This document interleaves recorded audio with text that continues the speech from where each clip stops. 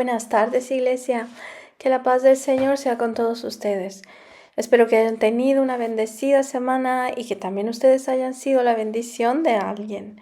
El mensaje que el Señor tiene para nosotros esta tarde se titula Ven, sígueme. Bueno, en este día estaremos hablando de lo que significa verdaderamente seguir a Cristo. Leamos la escritura que el Espíritu Santo nos ha dado para esta tarde. La encontramos en Mateo 4, 18, 22. Mientras caminaba junto al lago de Galilea, Jesús vio a dos hermanos. Uno era Simón, llamado Pedro, y el otro Andrés. Estaban echando la red al lago, pues eran pescadores. Vengan, síganme, dijo Jesús, y los haré pescadores de hombres. Al instante dejaron las redes y lo siguieron. Más adelante vio otros dos hermanos, Santiago y Juan, hijos de Zebedeo, que estaban con su padre en una barca remendando las redes. Jesús los llamó y dejaron enseguida la barca y a su padre para seguirlo. Oremos. Padre Celestial, gracias por usar esta vasija de barro que sin ti no es nada. Te pido que esta palabra, esta semilla que tú has depositado en mí, dé fruto en cada uno de mis hermanos. Permite que todos lleguemos hoy a comprender lo maravilloso que es haber sido elegidos por tu precioso Hijo y qué tan grande es el privilegio de tener la oportunidad para seguirlo. En el nombre de Jesús oramos. Amén. Bueno, pues ¿sabían ustedes que de todos los autores de la Biblia solo uno es gentil? Es decir, solo un autor no es judío. Todos los demás autores son hebreos o israelitas, es decir, son judíos. Bueno, pues hay algo muy importante que tenemos que aprender hoy, y es que si leemos la palabra sin entender la cultura, las costumbres y la vida de los judíos, vamos a desperdiciar maravillosos tesoros de revelación. Cuando leemos la Biblia con una perspectiva no judía, es decir, con una perspectiva gentil, no seremos capaces de apreciar la palabra de Dios en su totalidad. Ahora, de ninguna manera estoy diciendo que tengamos que volvernos judíos. Si yo les digo que tenemos que leer la Biblia con una visión judía, por favor no me vean como una judaizante. Lo que estoy tratando de decir es que necesitamos conocer y entender la mentalidad de los judíos para poder sacarle todo el provecho posible a las Escrituras. Pero les tengo noticias. Cristo no era colombiano, ni tampoco cubano, mucho menos coreano y ni tampoco mexicano. Jesús era judío, nacido en Israel, al igual que todos sus apóstoles y la iglesia primitiva. Así que repito, para entender las Escrituras tenemos que entender la mente judía y ver la palabra a través de esa perspectiva. Así que hoy vamos a descubrir juntos uno de los aspectos de la mentalidad judía de la época de Jesús. En ese entonces, los judíos estaban súper orgullosos de su sistema educativo, que era uno de los sistemas de educación más avanzados de aquella época. Esta educación comenzaba en la sinagoga local, donde se enseñaba a los niños y a las niñas a partir de los 5 o 6 años más o menos. Se les enseñaba la Torá, es decir, se les enseñaba la ley de Dios, lo que nosotros conocemos como el Antiguo Testamento. Lo sofisticado de este sistema educativo es que estaba diseñado para promover a los niños cualificados y descartar a los menos cualificados. Es decir, era un sistema diseñado para elegir a los niños más inteligentes, a los más dotados y capaces para memorizar la ley, para entenderla y después interpretarla y aplicarla. Tanto los niños como las niñas asistían a la escuela en Galilea, pero solo los niños varones que eran superdotados continuaban su educación más allá de los 15 años. Las niñas generalmente se casaban alrededor de esa edad y pues dejaban la escuela. Los estudiantes seguían un plan educativo específico. A los 5 o 6 años de edad, los niños eran instruidos en la sinagoga y tenían un maestro de Torah local llamado Hassan. La escuela primaria se llamaba Bet Sefer, que significa casa del libro, y la enseñanza se enfocaba en la memorización y el estudio de la Torah. A los 12 años, los niños comenzaban a estudiar interpretaciones más complicadas de la ley de Dios.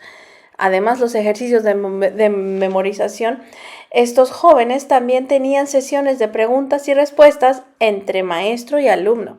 Ahora esto me recuerda cuando a los 12 años Jesús se les perdió a sus padres. En Lucas 2:46-47 dice así: Después de 3 días lo encontraron en el área del templo, sentado con los maestros. Los estaba escuchando y les hacía preguntas. Todos lo escuchaban y quedaban impresionados por su entendimiento y sus respuestas.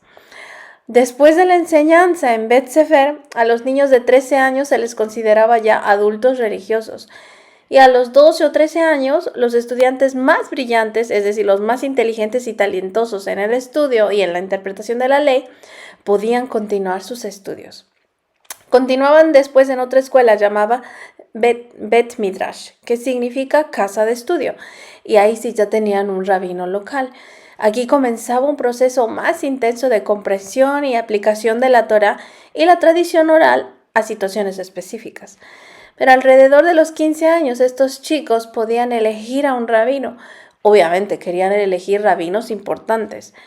Pero entre más importante el rabino, pues más difícil era la instrucción y más difícil poder ser aceptado como discípulo. Por eso es que elegir un rabino era una de las decisiones más importantes y difíciles que tenían que tomar los jóvenes judíos. Era un orgullo para toda la familia judía que uno de sus hijos fuera discípulo de alguno de los rabinos importantes en Israel. Y cuando los jóvenes elegían a su rabino, pues viajaban con ellos, estudiaban y convivían con su maestro todos los días. El objetivo del discípulo era llegar a ser como su rabino. Ahora, en esa época, los rabinos eran como la élite del pueblo, es decir, la gente más importante, los famosos de ese tiempo, las personas más respetadas y admiradas. Era tanta la obsesión de estos jóvenes por ser como sus rabinos, que los llamaban padres. Los imitaban en absolutamente todo. Si se sentaban de una manera, los discípulos también lo hacían. Si comían o hablaban de cierta manera, los imitaban. Así que la obsesión de estos discípulos era convertirse en una imagen de su rabino. Quizá convertirse en un rabino algún día, probablemente cuando llegaban a la madurez alrededor de los 30 años de edad. Por supuesto que también querían ser famosos y admirados y tratados con sumo respeto como sus rabinos. Pero cuando un joven elegía a su rabino, entraba en un periodo de prueba para saber si se convertiría oficialmente en uno de sus discípulos o no. Si durante este periodo de prueba el rabino no estaba complacido con la forma en que el aprendiz se desarrollaba, entonces era despedido y enviado de vuelta a su casa a hacer el oficio de su padre o de su familia. Muy probablemente un joven no elegido, pues imagínense, se sentía fracasado, desechado, no fue capaz de dar la talla. Por el contrario, si el rabino veía un potencial en el discípulo, le decía 2 palabras que literalmente cambiarían la vida de ese joven para siempre. Ven, sígueme. Estas palabras eran bien conocidas en todo Israel, porque eran palabras que todos hubieran querido escuchar. Un día en Israel, un rabino diferente apareció. Este rabino no esperó a que sus discípulos lo eligieran, sino que él mismo fue a invitar a sus discípulos. No fue a buscarlos a las sinagogas ni a los lugares que frecuentaban los rabinos y maestros de la ley, sino que fue a los lugares ordinarios. Ahora imaginemos la siguiente escena. 2 hombres están trabajando en el oficio de su familia porque fueron rechazados para ser discípulos de un rabino. Eran hombres que, de acuerdo a sus maestros, pues no tuvieron la capacidad de seguir estudiando para convertirse en sus discípulos. Fueron descartados, no tenían las cualidades necesarias para convertirse en discípulos. Su sueño de ser famosos, admirados y respetados, pues también se había esfumado. Pero vamos a ver lo que nos dice Mateo 4, 18, 20. Cierto día, mientras Jesús caminaba por la orilla del mar de Galilea, vio a dos hermanos, a Simón, también llamado Pedro, y a Andrés, que echaban la red al agua porque vivían de la pesca. Jesús los llamó: vengan, síganme, y yo les enseñaré cómo pescar personas. Y enseguida dejaron las redes y lo siguieron. ¿Se dan cuenta por qué dejaron sus redes y lo siguieron inmediatamente? Exactamente pasó lo mismo con Santiago y con Juan. Más adelante la escritura dice que Jesús vio a otros 2 hermanos, Santiago y Juan, hijos de Zebedeo, que estaban con su padre en una barca remendando las redes. Jesús los llamó y dejaron enseguida la barca y a su padre para seguirlo. Fíjense, Juan y Santiago enseguida dejaron la barca y a su padre. Muy probablemente su padre se puso tan contento como ellos. Ellos entendieron lo que Jesús les quiso decir. Creo que ustedes pueden llegar a ser como yo. Creo que pueden hacer algo como yo lo hago. Creo que se pueden convertir en una imagen mía. Ven, sígueme. Ahora, ¿comprenden la profundidad de estas dos palabras? Ven, sígueme. Pues lo mismo pasó con Mateo y con Felipe. En Mateo 9:9 dice así la escritura. Y pasando Jesús de allí, vio a un hombre que estaba sentado al banco de los tributos públicos, el cual se llamaba Mateo, y le dice, sígueme. Y se levantó y le siguió. Luego en Juan 1:43 dice así, al día siguiente Jesús decidió salir hacia Galilea. Se encontró con Felipe y lo llamó, sígueme. A ver, iglesia, hoy el Señor Jesús te dice, ven, sígueme. No sé lo que estas palabras significan para cada uno de ustedes, pero sí sé lo que significan para Cristo. Él les está diciendo, veo que tienen el potencial de caminar como yo, de hablar como yo, de vivir como yo, de ser como yo. Jesús te dice, te estoy dando la oportunidad de tener una vida digna de admiración y respeto en el reino de los cielos. Hermanos, ese privilegio no es para todos. Miren lo que Jesús nos advierte. En Mateo 22:14 dice, porque muchos son los invitados, pero pocos los escogidos. Nuestra vida es un periodo de prueba donde Jesús nos ha invitado a seguirlo para convertirnos en sus discípulos. Pero ¿cómo podemos saber si somos verdaderos elegidos de Dios o solo somos invitados? Piensen, si en nuestra vida hay frutos de arrepentimiento, si estamos aprendiendo a caminar como Cristo, si nos esforzamos para vivir como Él vivió, si tratamos de amar y perdonar como Él, entonces podemos estar seguros de que somos elegidos y no solo invitados. Tienen que saber ustedes que la invitación no estará abierta para siempre. Sepan también que aceptar ser invitado no es sinónimo de ser elegido. Si de verdad estamos siguiendo a Cristo, nuestra vida hablará por sí misma. Hermanos, para mí el pasaje más aterrador de toda la Biblia es este. En Mateo 7:22-23 dice la Escritura, muchos me dirán en aquel día, Señor, Señor, ¿no profetizamos en tu nombre y en tu nombre expulsamos demonios e hicimos muchos milagros? Entonces les diré claramente, jamás los conocí, aléjense de mí, hacedores de maldad.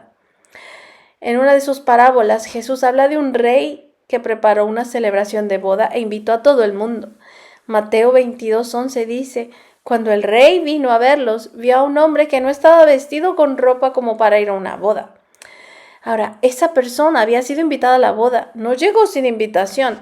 Y en el versículo 12 dice, el rey le dijo, amigo, ¿cómo hiciste para entrar aquí sin estar vestido con ropa adecuada para una boda? Pero el hombre se quedó callado.